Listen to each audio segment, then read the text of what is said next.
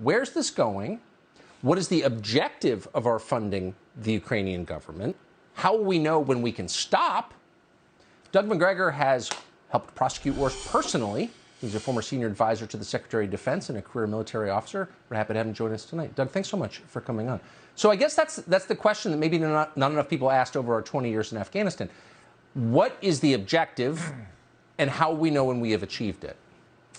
Well, first of all, this high-mobility artillery rocket system the president mentioned is actually a very good system that can deliver a lot of firepower. The problem is we are apparently sending one launcher that has 6 tubes for 6 rockets.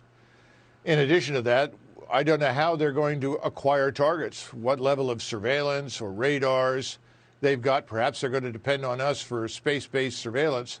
But I think under the circumstances, given the fact that this is one launcher, not 50, the Russians can probably relax. You know, it's hard when you look at something this ridiculous not to conclude that this is a face-saving measure on the part of the administration that really doesn't want to admit that this war was lost a long time ago. If anything, this is sort of like handing somebody a life preserver on the beach just as 100-foot waves in a tsunami are about to crash into them.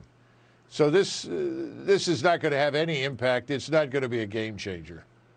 Interesting. So clearly some people in the administration must know that. What do you think they're thinking? I mean, I think it's fair for the rest of us to ask, what's the end game here? What's the point?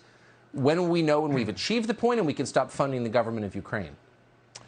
To be frank, this administration and the Defense Department have always been several steps behind in their thinking about everything. And I think at this point, they want to find a way to keep this war going as long as possible. They don't want to admit that they were wrong, that they've run a tremendous disinformation campaign.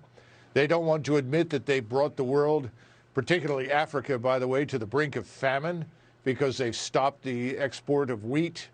They don't want to talk about any of the things that really matter. They want to focus as much attention as possible on anything that promises to harm Russia. And in the final analysis, Russia is going to come out of this looking pretty good. Ukraine, on the other hand, is destroyed and is effectively a failed state.